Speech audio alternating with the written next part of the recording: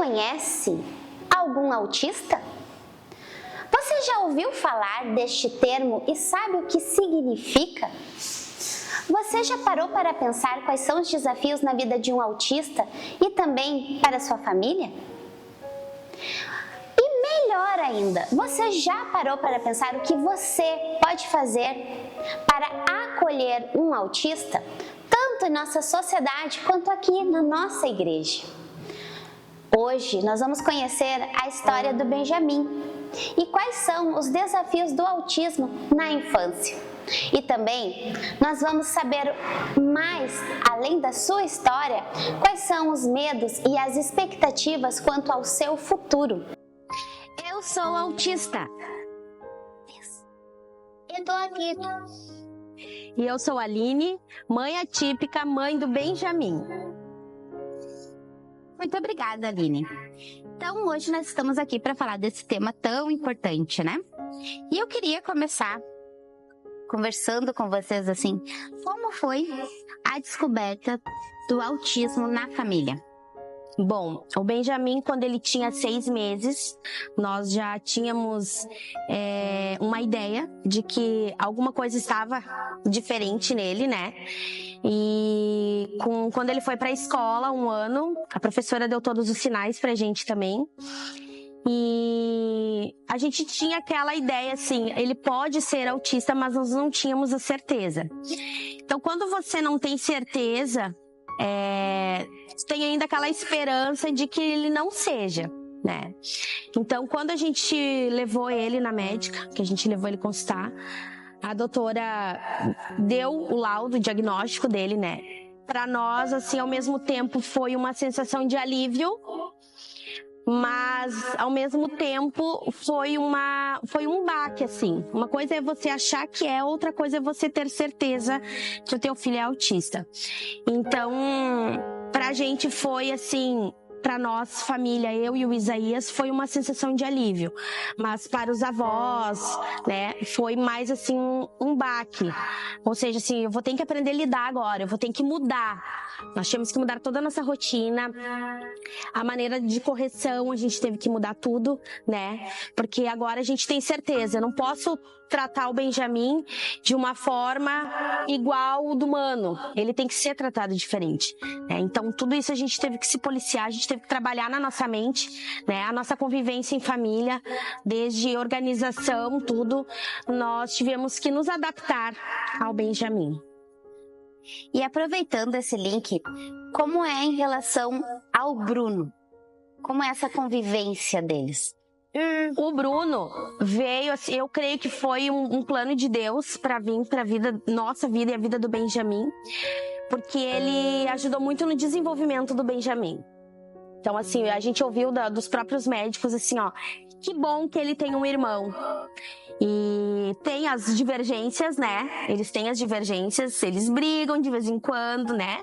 Mas eles sabem lidar um com o outro. O Benjamin já consegue entender o Mano, e o Mano, que é mais novo, consegue entender as limitações do Benjamin. Então, isso eu admiro muito, sabe? E vejo que é importante ele ter um irmão, porque o irmão faz toda a diferença na vida dele. Tu ama teu irmão? Sim. Ele é mais novo como que eu. Ele é mais novo? Que legal. E conta assim pra nós, Aline, quais são os maiores desafios hoje pra ti, quanto essa questão assim que ainda é desconhecida pra muitas pessoas, né? Eu acho que o maior desafio sou eu. Porque a mãe tem toda aquela questão de proteção, né? A gente quer proteger, a gente quer evitar o bullying, a gente quer evitar tantas coisas, né? Então, é diferente você ter uma criança que nem o Benjamin, se uma pessoa xingar ele não vai levar a sério. Para ele aquilo ali não faz diferença. Ou ele, de repente, ele tem uma reação, mas daqui a pouco ele já esquece. Mas o maior desafio é a gente. Nos preparar. Eu acho que eu tenho que me preparar muito mais para os desafios que ele vai enfrentar, porque eu não sei lidar. Então, eu acho que a preparação maior sou eu. eu tenho que entender que eu preciso preparar ele para a vida, né? Que nem sempre vai ter pessoas que vão gostar dele, que ele vai sofrer bullying, isso aí é inevitável, mas que ele tenha uma maneira de reagir a isso. A gente precisa ensinar eles, né? Preparar eles para a vida, que nem sempre vão dizer sim para ele, né? Então eu acho que o maior desafio é a gente entender isso, a mãe, porque a mãe sofre.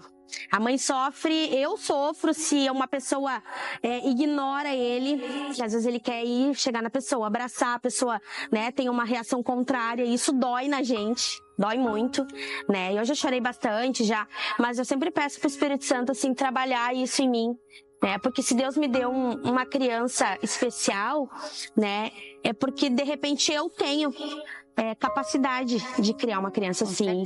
Então eu peço pro Espírito Santo assim me ajudar sempre, né? E que eu venha vencer esses desafios, porque eles são crianças especiais, eles são crianças que o Senhor prepara. Eu vejo assim que o Benjamin é uma criança que o Senhor preparou, né? Ele tem a sua defesa, ele tem, né? Então é mais eu, assim, o desafio acho que sou eu como mãe. E olhando assim pro Benjamin, nós conseguimos ver essa segurança que tu fala quanto a quem ele é, sem se importar muito com os olhares, né? E nós sabemos que esses olhares existem e que muitos desconhecem as causas, né? E eu queria entender assim contigo, como é essa inserção do Benjamin no ambiente da nossa igreja, tanto na questão da participação da escola bíblica, quanto nos cultos, como é que é pra ti? Benjamin, quem conhece sabe que ele é apaixonado por Jesus, ele respira Jesus de manhã quando ele acorda, ele fala de Jesus para os colegas, então, quando a gente fala assim, vamos à igreja, é o maior privilégio, a maior alegria dele, né, vir na igreja.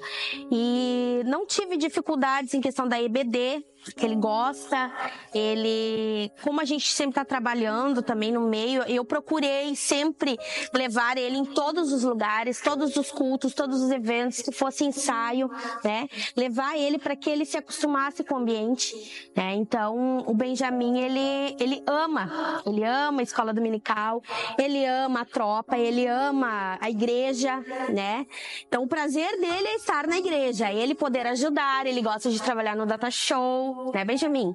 Gosta de ajudar, ele é bem prestativo, né? Conta pra nós, o que tu gosta de fazer na igreja? Eu gosto também pra tentar e ajudo o colega com o Rodrigo. Ele ajuda, né? Então, graças a Deus, assim, em relação à igreja, dele estar na igreja, dele participar, assim, a gente não tem problemas. Mas por quê? Porque desde bebezinho a gente procurou levar, né? Eles se acostumaram, tanto com barulho, questões de ensaios, apresentações, ele sempre estava envolvido. Então, por esse motivo, hoje é muito mais fácil para nós, né? Então, hoje ele se acostumou com esse ambiente, para ele faz parte da vida dele. Que começou cedo, né? Começou cedo, desde bebezinho. E assim, a gente tá vendo aqui que ele é um soldado da tropa de Cristo, né? Daí. Um soldado lindo, que faz parte aí dessa tropa. E aí eu queria entender, assim, que tu contasse para nós o que é para ele, para vocês, ele participar da tropa de Cristo. Bom, para nós foi uma realização, porque o Benjamin não falava, né? Ele falava poucas palavras, assim, ele nunca deu um feedback pra gente, assim, ele tá aprendendo, ou será que vai ser, ele vai decorar as músicas? Ele começou a ir nos ensaios, e a gente observava, assim, que ele ficava paradinho, mas eu pensava assim, meu Deus, ele não vai conseguir apresentar. Então, quando chegou no dia Quando chegou no dia da apresentação, ele memorizou. Isso para nós foi uma realização, porque eu disse, meu Deus, eu subestimei o meu filho. Eu subestimei ele, sabe? Então, ele sabe os movimentos, ele sabe as músicas, ele sabe as letras de ouvir. Então, assim, a própria interação com os amiguinhos, né, as amizades ali, e que ele se considera um soldado, né, então assim, a questão da disciplina foi muito bom pra ele também. Ele nunca usou boné, na tropa ele usa boné. Ele Usa boné, né? ele nunca deixou a gente colocar nada na roupa, mas o broche ele usa. A questão do cinto, calça jeans, é uma briga pra ele colocar a calça jeans, e quando a gente fala hoje é dia da tropa, ele coloca a calça jeans, ele coloca o cinto, ele traz a Bíblia, então pra nós isso foi maravilhoso, sabe? Foi maravilhoso. Maravilhoso foi. Então, Tu assim, ama a tropa? Tá. Então, o mano é mais novo E agora ele mano vai é entrar? mais novo como que eu e a Dominha até bem dedo. né? Mas o mano vai Ele entrar vai agora. entrar na tropa, né? E eu vi quantos dados. E como é que o soldado faz? Como é que tu ia mostrar que soldado? Isso aí! Querido. E que conselho, Aline? Tu, junto com o Isaías, assim, vocês deixariam para os pais que recém descobriram esse diagnóstico do autismo? Bom, não tenham vergonha dos filhos. Não tenham vergonha das atitudes deles, porque eles agem de maneiras diferentes da gente. A gente foi criado de uma maneira, e quando você tem um autista na família, você tem que abrir mão de tudo que você aprendeu e procurar entender, estudar como lidar com essa situação. E eu acho que é assim, ó, você tem que vestir a camiseta do autismo no teu lar. Você tem que entender que você tem que mudar.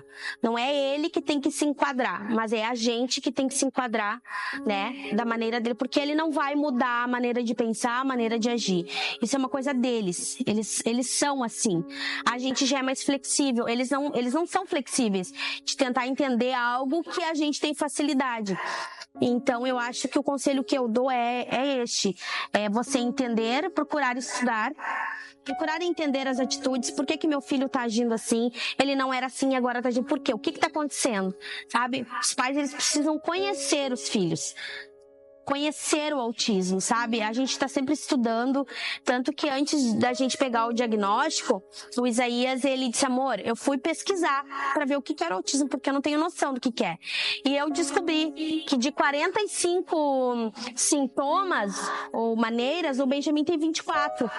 Ou seja, amor, ele é autista. Isso antes da gente pegar o diagnóstico. Então, quer dizer, ele foi atrás pra ver, bom, meu filho, todo mundo fala que ele é autista, né? Então eu vou ver o que é. O que é o autismo? Né? Como que eu posso lidar? Como é que é essa questão, né? Então, eu acho que é de tamanha importância os pais estudar, entender. Os pais precisam ter conhecimento. Porque quando você tem conhecimento, se torna muito mais fácil você trabalhar com eles, você conviver com eles, e você lidar com eles, e você entender eles.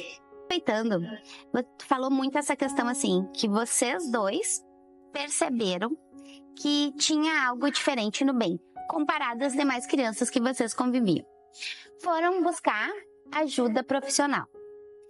E são duas coisas muito importantes. Conhecer o filho que tu trouxe, né? E o casal. E nós, muitas vezes, percebemos que, às vezes, um percebe, um dos cônjuges, vamos dizer assim, um dos pais, mas o outro não concorda. O que tu daria de conselho para quando se percebe, assim, vamos dizer, esse comportamento diferente, essas características, né? O que tu recomenda, assim, para fazer enquanto casal, enquanto família? Qual o profissional, qual o primeiro passo a ser dado? Porque quanto mais cedo nós sabemos que mais avança o tratamento, né? Mais a gente consegue inserir esta criança na sociedade. São oportunidades que nós tiramos quando negligenciamos o tratamento. Então, o que tu recomenda, assim, como primeiro passo? Quando um dos cônjuges percebe e vê que tem a resistência do outro, e não consegue o diálogo, porque eu acho que o diálogo é muito importante, é você sentar com o seu esposo e dizer, amor, você já percebeu que o nosso filho, ele age de uma certa maneira? Você já percebeu que o nosso filho, ele reagiu a alguma coisa assim? Tu viu a maneira que ele se portou? Eu acho que os pais, eles têm que ter essa percepção disso, conhecer os filhos, né? Mas se tem a resistência de um, eu acho que ou o pai ou a mãe que tem certeza e observa, procure um neurologista. Eu acho que é o primeiro passo. É levar num neuro. Doutor, olha só, eu tô observando isso, entendeu? Porque foi o que a gente fez. A gente levou ele direto no neurologista para ver. Então, quando a gente chegou lá, dela observar ele, ela já disse, mas o que vocês querem saber? Né? Qual é a parte do autismo que vocês não entenderam? Ela foi bem sincera com a gente. Disse, não, é uma coisa é as outras pessoas falarem, outra coisa é a senhora falar, que trabalha, que entende, né? Então, porque eu acho que quando você tem um laudo, aí não tem como você ir contra aquilo ali, porque é uma coisa concreta. Então, quando tem resistência de pai ou da mãe, a pessoa, o pai ou a mãe que entende mais, que percebeu, procure ajuda. Porque o que acontece? São 3 níveis. É o leve, o moderado, o grave. Então, assim, ó, o tratamento dos filhos começa em casa. Quando o pai e a mãe não conseguem fazer o que a medicina precisa fazer, aí sim, você procura, né? Então, assim, ó, é a escola, é a casa, é o lar, e aí sim, vem os profissionais. Então, isso a psiquiatra mesmo falou assim, mãe, o primeiro tratamento de uma criança autista é o lar. É a convivência entre o pai e a mãe, como é que é a família em si, o convívio.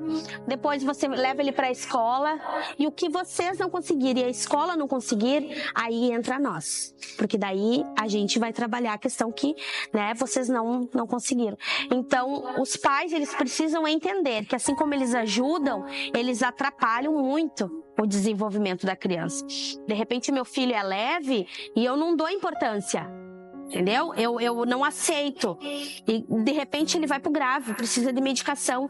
E aí não adianta questionar Deus. Ai, Jesus, né? Por que isso aconteceu? Mas a gente precisava ter tomado uma atitude, uma posição, e a gente não tomou. Então, o lar precisa ser o equilíbrio da criança. A gente precisa entender e conhecer os nossos filhos.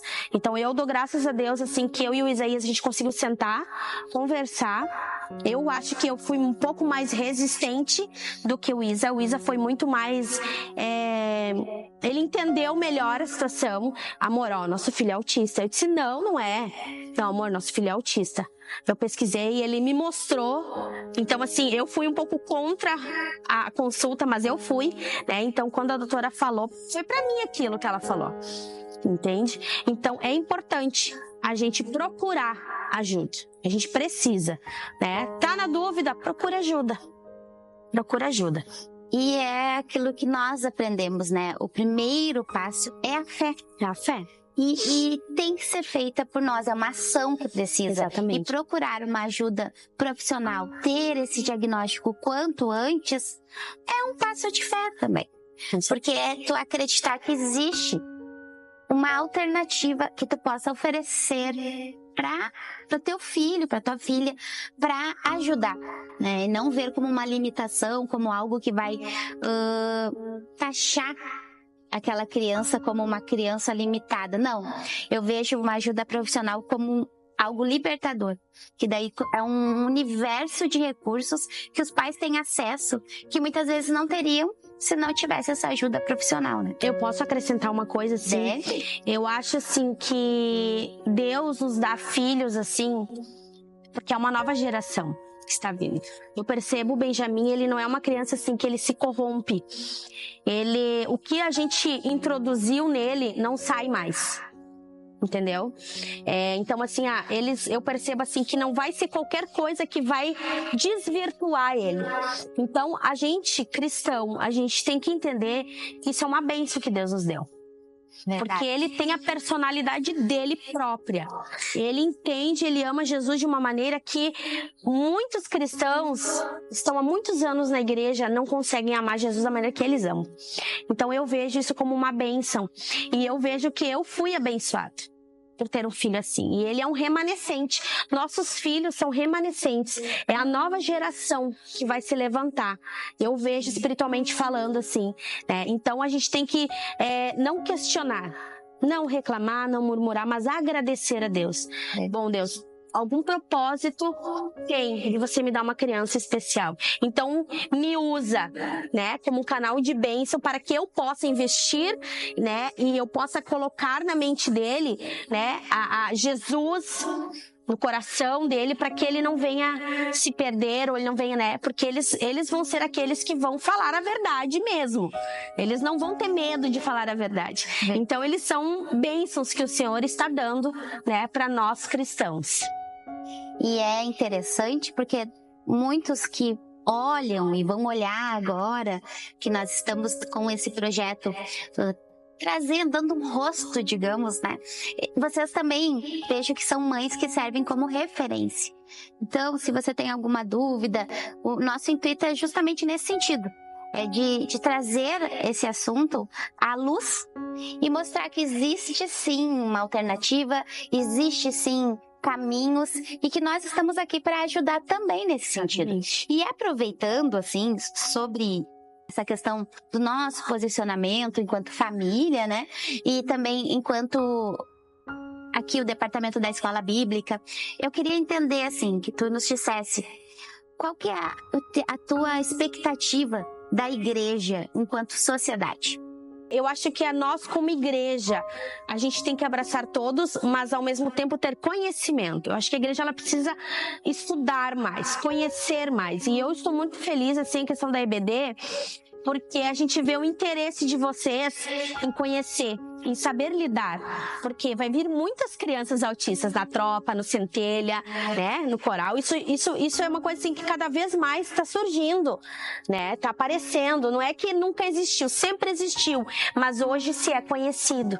Hoje a gente sabe lidar, a gente sabe, né?